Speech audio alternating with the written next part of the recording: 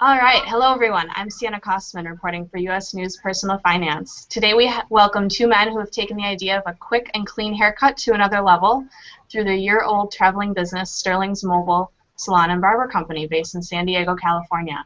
Sterling's founder and CEO, Kush Kapila, and his business partner and Sterling's president, Helm, are here today to tell us about their unique business venture and provide some insight into the financial side of mobile businesses and how to successfully go about launching one. Welcome, Kush and Alex. Thanks for joining us today. Thanks for having us. Thanks for having us. All right. Well, let's start by taking a look at your business as a whole. Can you tell us a little bit about what Sterling does for its customers and what your goals have been and are going forward as business owners? So Sterling's is the premier salon and barbershop for busy professionals.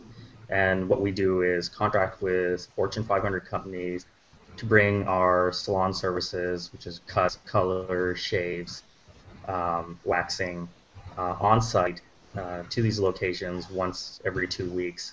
And then the busy professional can go online, schedule a service to get one of those services I mentioned. And then they also get to pick their favorite stylist or barber. So we really removed a lot of the issues of getting a haircut. No more driving, no more waiting, and we're bringing back that personalized service.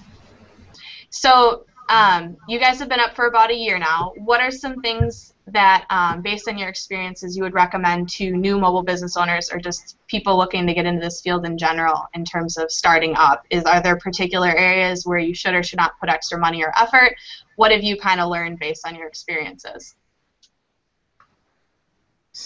So one of the things that we talked about owning a mobile business is you have to keep in mind that in many respects you're running two businesses. It's very logistically complicated. So if you take the case of our business, Sterling's Mobile Salon and Barber Company, we're running a fully functioning, fully stocked salon and barber shop. You know, all the things that come along with having that company. You need, running water, electricity, you need all the implements that you find in a barber shop and salon. We're also maintaining a vehicle. So you're talking about truck maintenance, like you would maintain something like a fleet vehicle. So in many ways, we're actually combining two businesses. So I think for anyone looking to get into mobile, just keep in mind that it's a logistically complicated business, and you have to kind of manage all aspects of that. But the upside of that is that you get to provide a tremendous amount of value to your clients and customers because you're actually bringing a service that, in the case of food trucks, gourmet food, in the case of Sterling's Mobile, a full salon or barbershop experience to the customer. Kush, do you have anything to add to that? We're really changing behaviors with this, and in so many ways. From the consumer's point of view, it's they're not used to getting a haircut in our Sterling's unit. So for any potential mobile people who are looking to do a mobile business, I would spare no expense in the actual build out. You want people to feel comfortable coming in. And I would say that the trucks have done a lot to remove the stigma of, I guess, the roach coach. But still, when you think of food trucks and other mobile services, very few have a business where you actually walk inside. You're usually standing outside a mobile business. So, that's what we did. We spent almost all the money we raised in the build-out of our prototype because we wanted to make sure we got that right.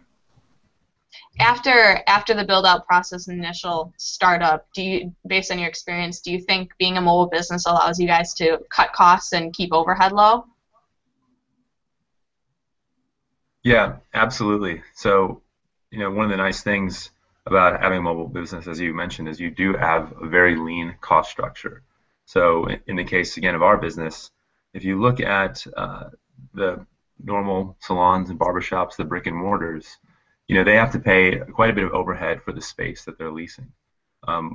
We just have to pay a storage fee for our unit, which is substantially less than you'd find in sort of a lease for brick and mortar. We have some additional costs. We probably pay a little bit more in energy.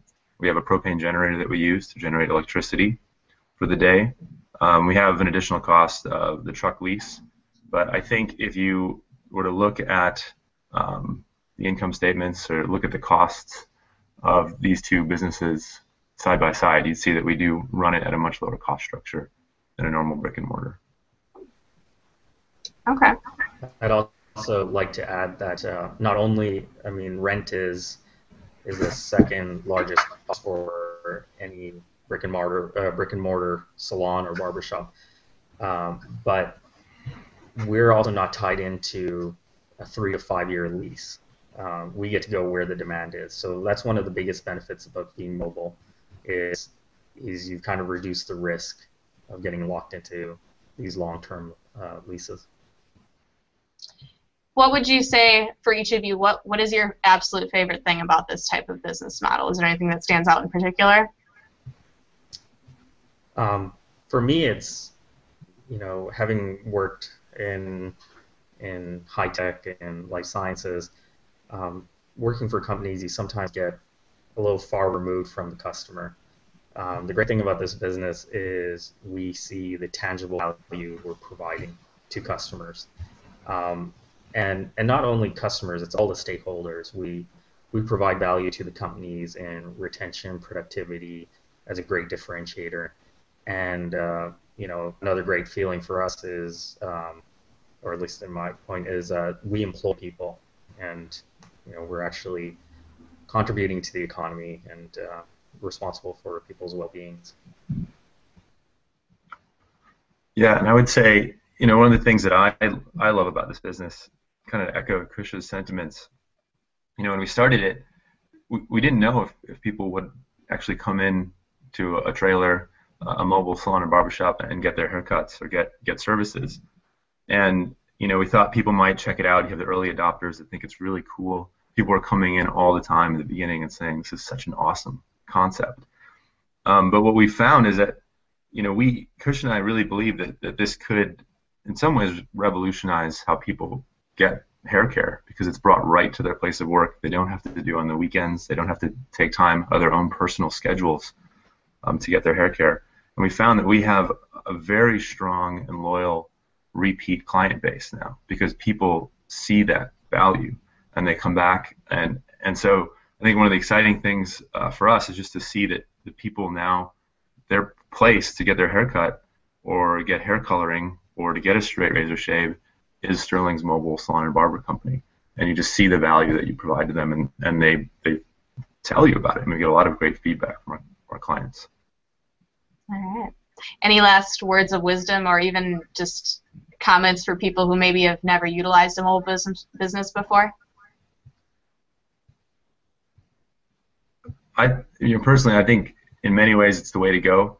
You know, Kush talked a little bit about how we've come, you know, food trucks have come a long way since the days of the Roach Coach.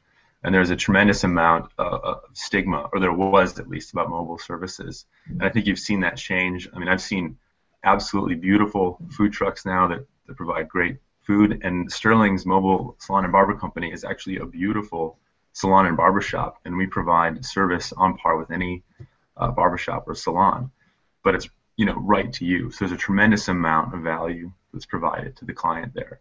And so, you know, I think mobile, you know, there's a lot of stigma that there was that's being reduced, and I think in many ways it's a great way to go for business. All right. Well, that's all the time we have today, folks. Thank you for your time, Kush and Alex. We really appreciated your time. I'm Sienna Costin for U.S. News. Thank you for watching.